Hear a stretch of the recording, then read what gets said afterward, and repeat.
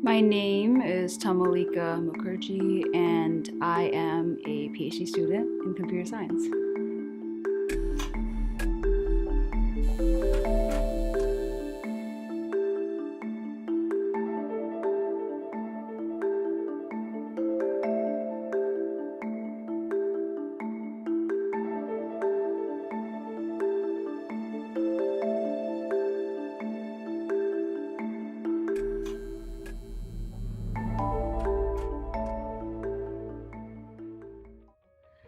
That's a hard question. It can have many layers. The answers can have many layers. So I'll start with it's hard, it's difficult to be a PhD student in computer science. I do theory, so it's a lot of math, and I constantly feel like I don't know enough. And I think that's a thing that most PhD students feel is like no matter how far they go in their research, it's always like there's still more. And that's a good feeling of, oh, there's still more, but there's also like a feeling of I don't know enough maybe I don't know enough to even get to the point I want to get to in this unknown world of research that I'm trying to conquer. So I think the biggest thing about being a PhD student is the fact that because you're doing something unknown, like you have to do something original, it's hard to know when you'll get there and what that will look like, even, especially in the start. So people say you should do it in 5 years, but it can sometimes take longer because your path will change or may change. You might start off with something and you end up in something completely different. It's like you're starting off an adventure, but all you know about this adventure is that you want to learn something and you want to conquer some little piece of knowledge, but that little piece of knowledge can change over time of your PhD. Well, I think it depends on your initial financial status, right? So if you came in with a lot of loans, I personally, thankfully, don't have student loans, so I'm thankful for that. And I think for me personally, my financial impact is just not being able to be in a place of financial contentment, or essentially, like, I look at my full-time friends who have jobs, like real jobs, and the pay that they get and the life that they have at my age, and I look at myself and I'm close to being 30, and I'm still living like I'm a college student, like barely making ends meet.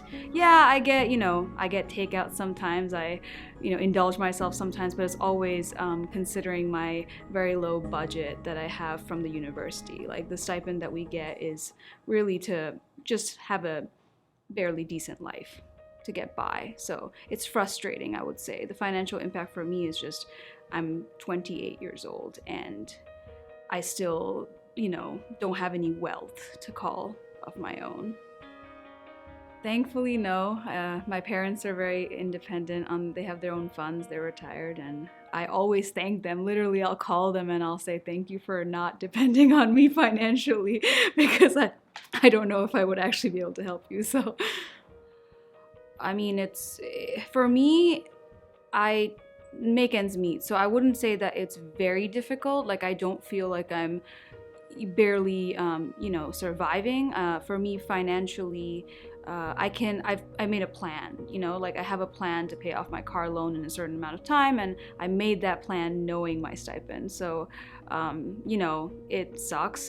Maybe I won't get as much like takeout or do less groceries and try to make my other parts of life just take a hit when I have to when I get a big bill, when I get medical bills, especially because I think medical insurance is an unforeseen medical event is what would impact me most in my financial status and paying off bills.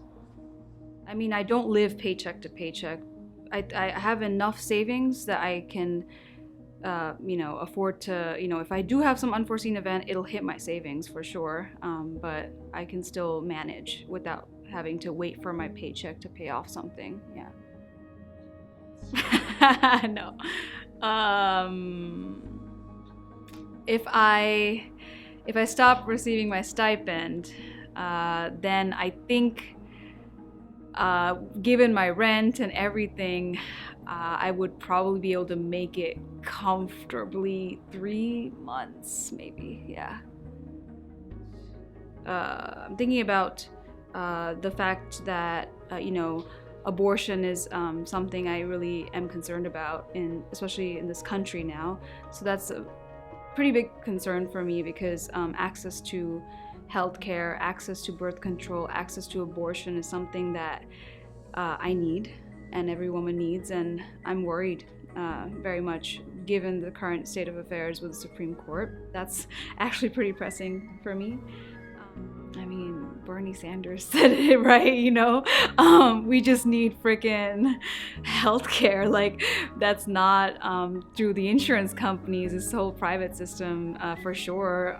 Like, for example, my sister is in Germany, and she went in for a medical condition that she has, and it was free to see the doctor, a good doctor.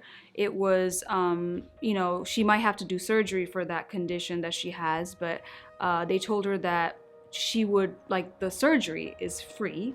And the only thing that she'd have to pay for is maybe if she had to stay an extra day or two, it would cost her like 10 euros per night, for staying in the hospital like longer.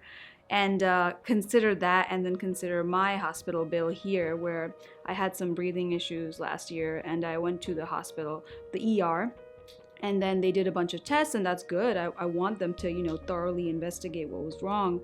But, then I got a bill for like $400 after insurance. So 10 euros, $400. And as I said, with a paycheck like mine, $400 is a hit for me. I can pull that from my savings, but it's still a hit. So yeah, that concerns me. Like, if I have any serious medical issues, I don't know what I would do in this country. Like, I've actually not gone to specialists because I'm afraid of the bill that I'll get at my doorstep. I'd rather suffer the minor ailments than go see a specialist, and that's really sad. Honestly, the way I deal with the stress is to think that, I'll just go back to India. Hopefully, like, it'll happen. Whatever needs to happen, I can just go back to my home country and get it done, and come back to this country where, everything is crazy expensive. So that's how I console myself sometimes. Yeah. I would say it's frustrating because India, I wouldn't really compare it to India, but I guess that when I look at the US and I think about the US being such a, great democratic nation, and, you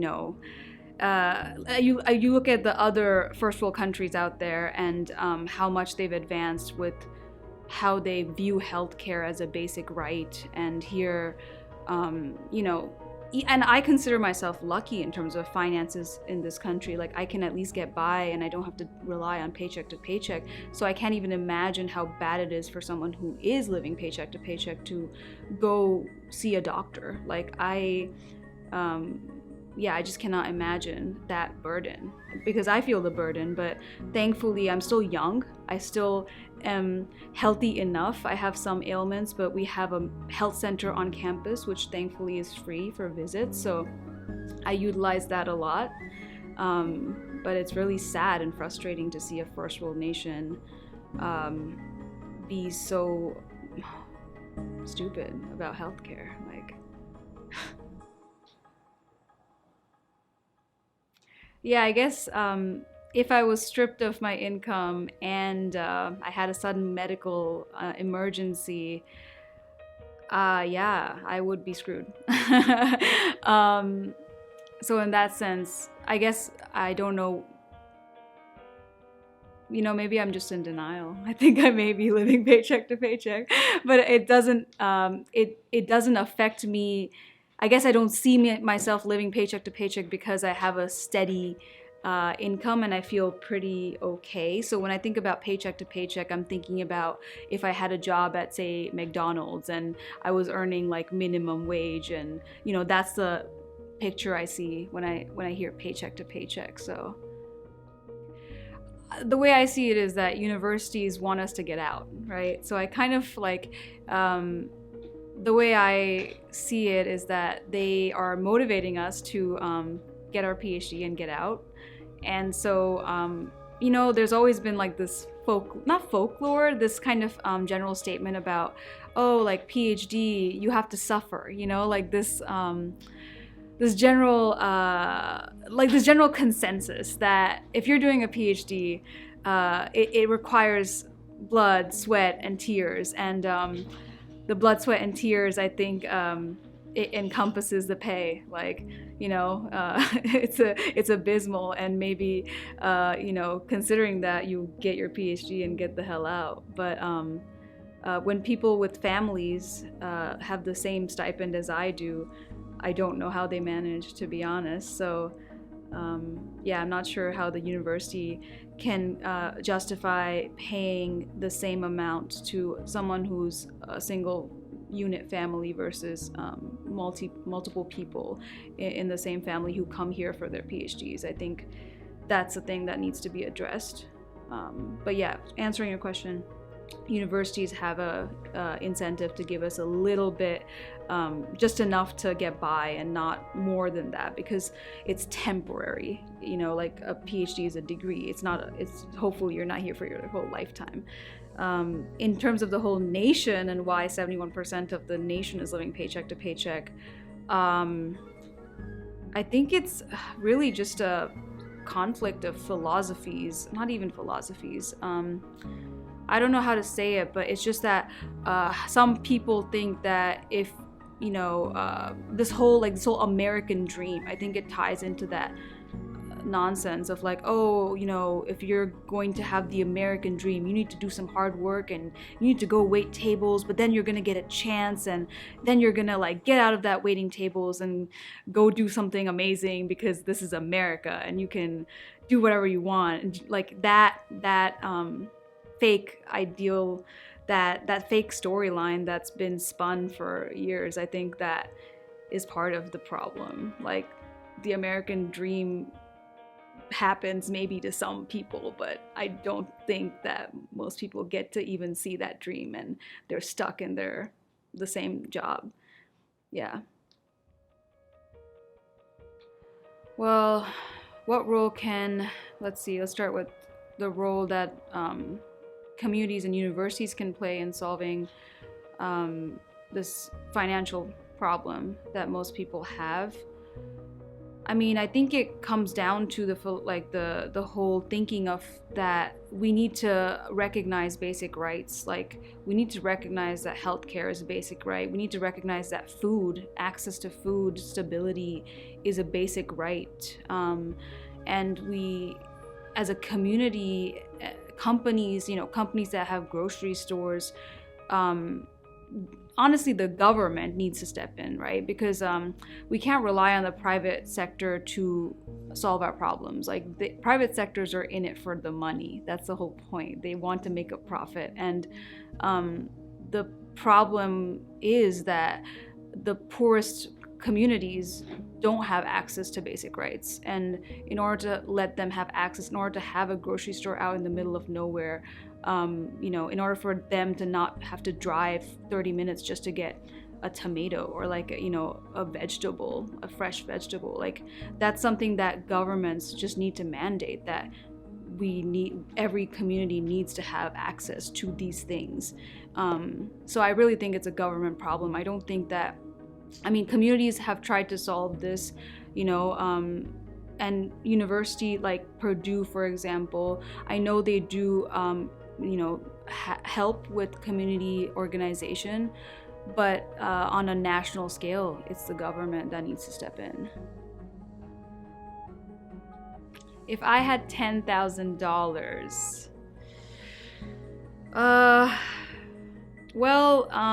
nothing. If I had $10,000, it wouldn't change what I'm doing in terms of my work. Like, maybe I just get a bigger place, like live the rest of my PhD in luxury, and I think I'd use half of that to send back to my parents just to thank them for all they've done for me, and I'd send some to my sister And then the rest I'd just use to pay a better rent. And I know that's a lot, considering $10,000 is not that much money.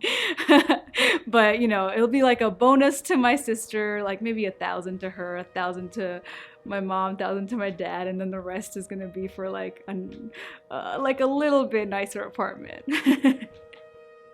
If I received $250,000, that's a much tougher question. 250, I guess, for me, it wouldn't change my path for a PhD. I'm still going to be doing my PhD. I think the $250,000 would be sitting in my bank account until I'm done doing my PhD, because that's not going to change. What would maybe change is what I do after I get my PhD. Like, if I had $250,000, I would take a year off at least, like just go, again, I would give some to my mom, my dad, my sister, but the rest I would take and just, have a good vacation for a year, and then come back to my boring nerd lifestyle of, research.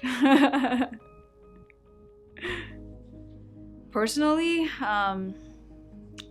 I think that I'm not content personally, in the sense that, I have my friends I appreciate, I have myself, and I think what's actually kind of ironic is I love my company so much that I worry that I'm not going to enjoy anyone else's company as much as I do my own. So personally, I think I obviously, would, not obviously, but I do want to find somebody and, have a family at some point. And being a woman, having a clock on my uterus is not nice. I hate that we have that ticking clock of having children. So personally, yeah, it bothers me a little bit. I wouldn't say I'm unhappy. It's just something that comes up, when I'm on my couch just enjoying my night. I'll be like, man, will I ever enjoy anyone else's company as much as I do my own? That's something that I think about. Yeah. Do I think I'll reach my definition of happiness? Yeah, I think my definition is broad enough. I see multiple paths ahead in terms of happiness. I can see myself adopting a child. I don't necessarily need to conceive one, for example, and I would still gain happiness from that. And I think financially, I do look forward to earning a PhD level salary. I don't think I have a doubt in my financial stability in the future. My personal happiness, I think, is malleable. I'm not set on the fairy tale life that's necessarily portrayed in movies of meeting a man and falling in love and having 2 kids in a white picket fence house or whatever. I think I can see myself just doing my thing and finding happiness from meeting people and having experiences that I enjoy. So yeah, I think I am happy on a level of 0 to 10, I'd say I'm an 8. So I think I'll be an 8 my whole life or more. Well, yes, in the sense that the government should provide resources for a stable life for anyone. So for example, in my quest for happiness, what would really make me happy is a good amount of maternity leave. If I ever have a child, I don't want to go back to work after 4 weeks of being with my newborn. And it would bring me great joy if the government could mandate at least 2 years of maternity leave for anyone who wants that. So that's an example. And I think, going back to all the stuff we talked about, healthcare, every aspect of our lives contribute to happiness in some way. And the government has a lot of power to make us happier that way.